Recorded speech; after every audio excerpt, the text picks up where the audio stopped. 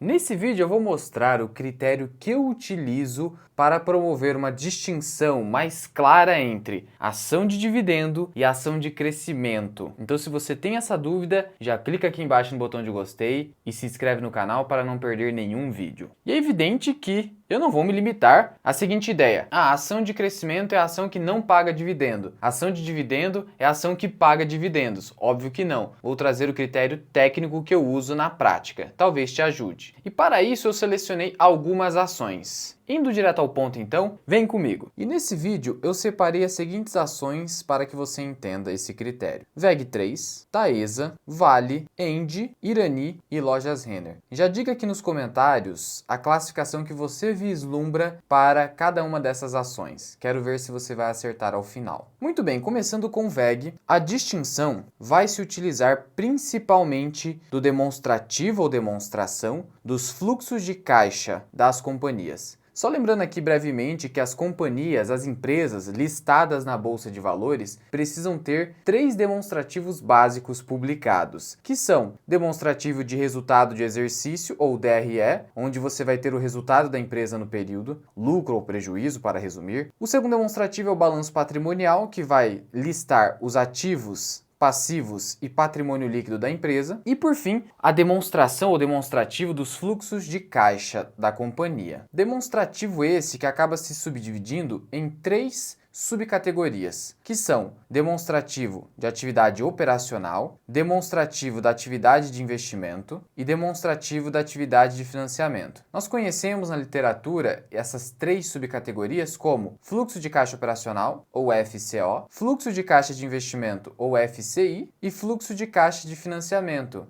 que é o FCF. Aqui não constitui uma aula específica para demonstrativos, é só uma breve contextualização. Muito bem, e o que eu vou ter aqui que nós vamos usar para achar se a ação é de crescimento ou não? Nós vamos utilizar o item depreciações e amortizações, que consta, ao contrário do que alguns pensam, aqui do fluxo de caixa operacional, não está na DRE, então a depreciação e amortização está aqui no fluxo de caixa operacional. E só para contextualizar também, depreciação é justamente aquela ideia que as pessoas, no geral, têm de um bem se desvalorizando ao longo do tempo pelo uso. É exatamente isso. Assim como o seu carro, quando sai da concessionária, ele vai perdendo valor como regra. Existem exceções, como nós vimos na pandemia, mas como regra o seu carro vai perdendo valor ao longo do tempo. Assim como acontece com os carros, acontecem com os bens no geral, com os ativos utilizados pelas empresas. E aí, quando nós estamos falando de um ativo físico, um bem tangível, a regra contábil fala em depreciação. Quando estamos falando de um ativo intangível, como um direito de uso, por exemplo, a lei fala em amortização. Então é apenas isso, depreciação e amortização. Só muda ali no que essas 2 categorias são aplicáveis. E são itens não caixa. Por que itens não caixa? Porque não afetam diretamente o caixa da empresa. Veja, o fato de um bem da empresa estar se desvalorizando ao longo do tempo pelo uso não significa que a companhia automaticamente está tendo um desembolso de caixa.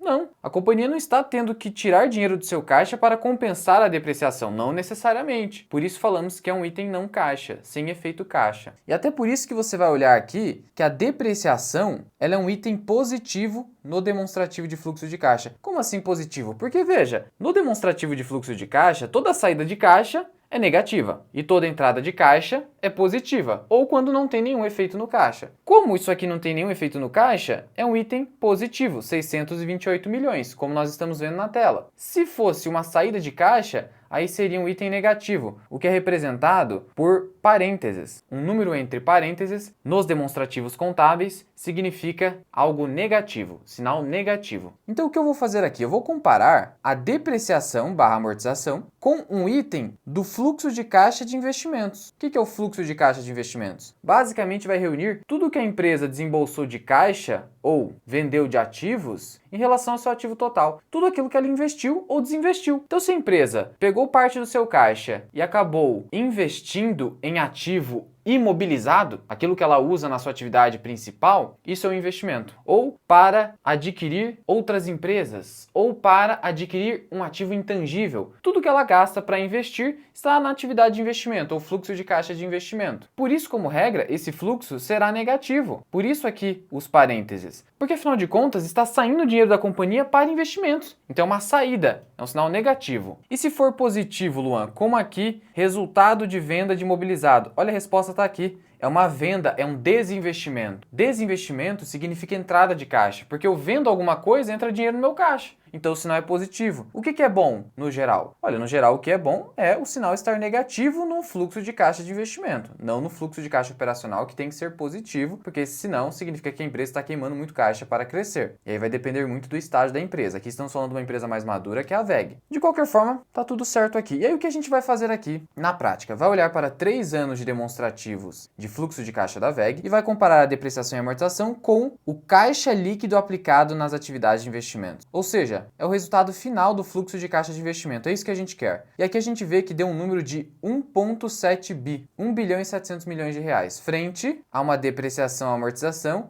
no ano de 2023, estamos falando aqui, de 628 milhões. O que você percebeu aqui? Que a depreciação está menor do que o caixa líquido das atividades de investimento. E aqui está o critério. Quando a depreciação é menor que o fluxo das atividades de investimento da empresa, como é o caso da WEG, e aí você tem que avaliar ano a ano em cada empresa, por isso que eu costumo dizer que a empresa está em crescimento, não é que ela é de crescimento, ou ela está de dividendos, não que ela é de dividendos, você vai olhar ano por ano. Quando essa depreciação é menor que a atividade de investimento, isso significa que a empresa está investindo para crescer. Mas o critério não se finaliza aqui, porque você tem que aplicar um índice. Mas eu quero que você entenda a lógica antes de tudo. Por que existe essa lógica? Porque se a empresa está tendo seus ativos se depreciando acima do que ela está investindo para recompor essa depreciação, isso significa que a empresa está se deteriorando, ao menos em determinado ano em específico sob análise. Porque veja, se eu tenho uma empresa cujos ativos estão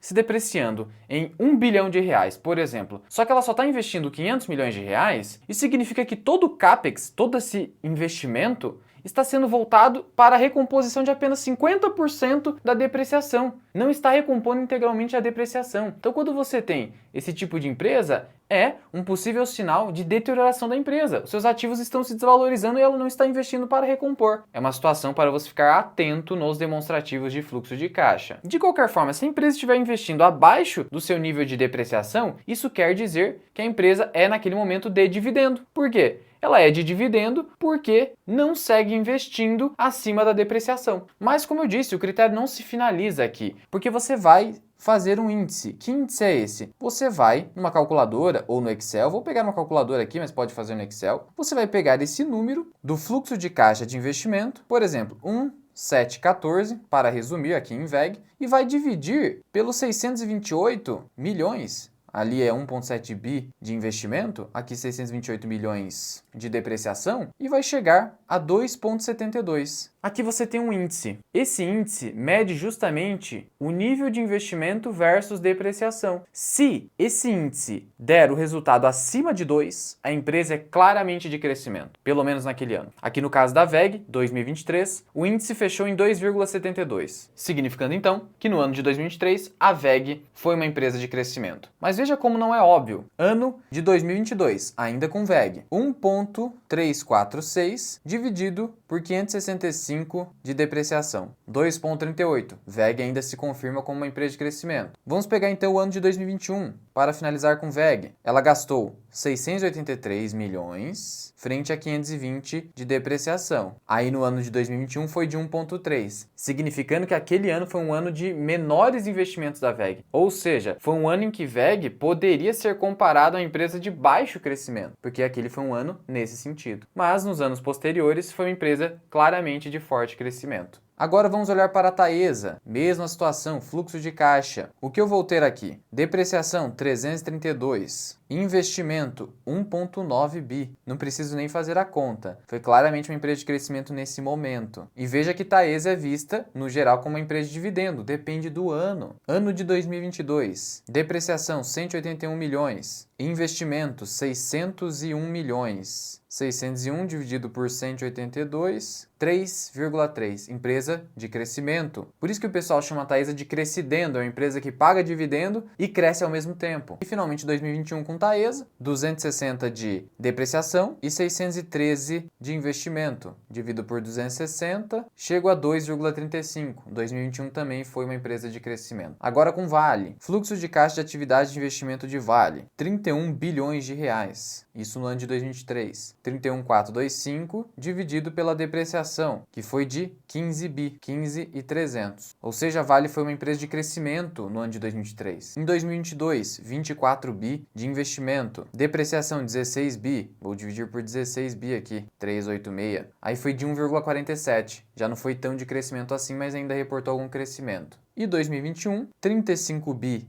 em investimento e 16 bi em depreciação. Também chegou próximo de 2 vezes, reportando crescimento. Agora com o Engie, aqui só fazendo um comparativo rápido, porque você já conseguiu entender a ideia. Depreciação, 924 milhões. Atividade de investimento, 2 bilhões. Foi 2 vezes, então foi uma empresa de crescimento. A Engie, que é vista como empresa de dividendo. 2022, depreciação, quase 1 bi. Investimento, quase 2 bi. Reportou crescimento, mas ainda assim não foi uma empresa claramente de crescimento. Lembra? Precisa ser acima de 2 para você ter uma certa convicção de que aquela empresa naquele ano foi uma empresa de forte crescimento. E 2021, depreciação, pouco mais de 1 bilhão, investimento foi apenas 339 milhões. Nesse caso aqui, a empresa foi claramente de dividendo, investindo pouco. Mas claro, você tem que olhar outros itens também. Por exemplo, dividendos recebidos de controladas em conjunto. Isso aqui impactou na atividade de investimento. E eu quis trazer também os exemplos de Irani e lojas Renner para que você não caia em alguns equívocos. De plano, se você olhar para Irani, você vai pensar o quê? Uma empresa de crescimento, simplesmente? E aí nós vamos aqui apenas para o ano de 2023, para que você tenha atenção nesse ponto. Tivemos uma depreciação, amortização e exaustão de 112 milhões de reais, sendo que o caixa líquido de investimentos foi de 99 milhões de reais. E por que isso aconteceu? Fazendo a empresa aparentar que é simplesmente de dividendo, porque veja, a depreciação, 112 milhões, foi maior que a atividade de investimento, 99 milhões. Só que você precisa olhar aqui para os itens. Por exemplo, resgate de aplicações financeiras. Esse item impactou esse fluxo de caixa. Foi quase 1,3 bi que fez com que o fluxo de caixa de investimento caísse consideravelmente. Se não tivesse esse item, aí você teria uma atividade de investimento superior ao que foi reportado de depreciação e amortização no período. E da mesma forma com lojas Renner, você poderia supor também de plano que é uma empresa simplesmente de crescimento. Até por isso que negocia múltiplos mais altos, como o índice preço-lucro, 16 vezes. Mas não é bem assim. Só olhando para o fluxo de caixa de 2023 da Renner, nós verificamos o seguinte: a título de depreciações e amortizações tivemos 1 bilhão, quase 1,1. Já o fluxo de caixa de investimento, nós tivemos um valor total de 892 milhões, ou seja, o fluxo de caixa de investimento foi menor que os mais de 1 bilhão de depreciação no período, denotando que a empresa não é de crescimento e que pode estar se deteriorando nesse momento. Então a Renner, pelo menos em 2023, seria vista como uma empresa de dividendos. Veja que esse critério ele é mais seguro, eu adoto esse critério na prática, justamente para que você tenha uma visão mais técnica a respeito de ação de crescimento e ação de dividendo. E é no meu treinamento, Formação Mirai Invest, investidor independente, que você se aprofunda nesses temas, se tornando um investidor mais independente de casas de análise e assessores de investimento. E aproveite essa oportunidade porque será a última onde eu darei suporte via lives exclusivas comigo. As inscrições vão fechar no dia 5 de abril, então a depender do momento que você assistir esse vídeo, pode ser o último dia ou já até passou o dia final da inscrição. Então já clica no botão aqui embaixo e conheça o FMI. E já comenta aqui embaixo se você já conhecia esse critério, se você adota algum outro critério, e também compartilhe esse vídeo com os seus amigos para que ele possa atingir mais pessoas e o YouTube possa recomendar esse vídeo para um público mais amplo. Muito obrigado por ter ficado comigo até aqui. Eu sou o Luan, esse aqui é o canal Mirai Invest. Até o próximo vídeo. Fui!